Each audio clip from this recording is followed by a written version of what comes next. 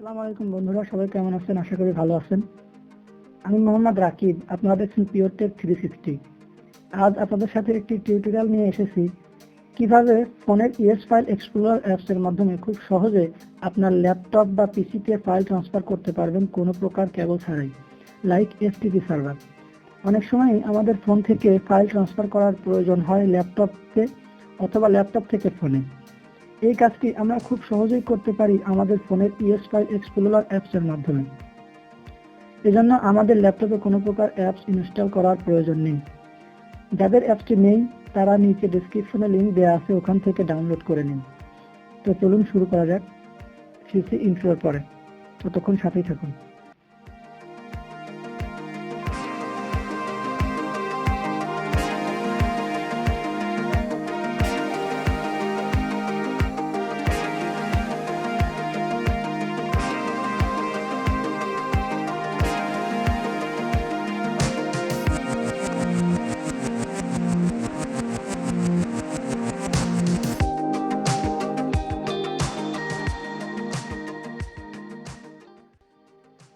তো প্রথমেই আপনার ফোনের হটস্পটটি অন করুন এবং আপনার ল্যাপটপের সাথে কানেক্ট করুন।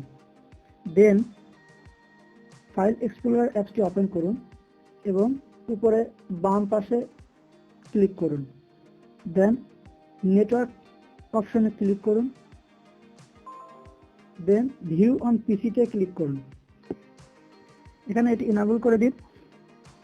এখানে দেখতে পাচ্ছেন একটি এফটিপি সার্ভার রয়েছে। এই এফটিপি সার্ভারটি আমরা আমাদের পিসিতে এখন কাজে লাগাবো। তো চলুন আমরা এখন পিসিতে যাই।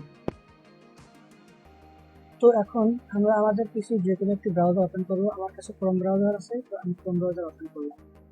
এখানে অ্যাড্রেস বারে আমরা উক্ত সার্ভারটি পেস্ট করব। দেন আমরা এন্টার চাপ দেব।